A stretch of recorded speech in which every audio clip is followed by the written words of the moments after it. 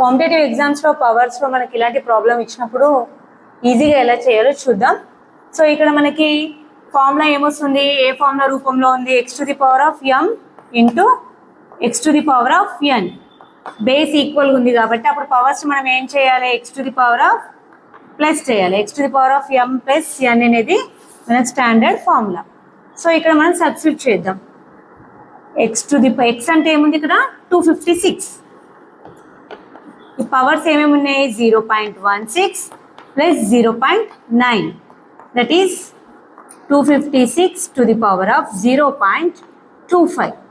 0.25 is nothing but 25/100 అంటే 25 ones are 4s, so 1/4.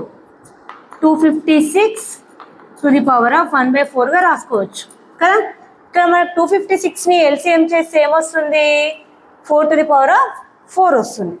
So ఈ 256 ప్లేస్లో 4 to the power of 4 substitute చేస్తే ఇక్కడ ఏమవుతుంది, ఈ4 క్యాన్సిల్ అవుతుంది. సో రిమైనింగ్ ఏముంటుంది, 4. So 4 is the right answer. ఎక్కడున్నాయి ఆప్షన్స్లో, ఏ ఆప్షన్లో 4 ఉంది కాబట్టి ఏ ఈజ్ ద రైట్ ఆన్సర్.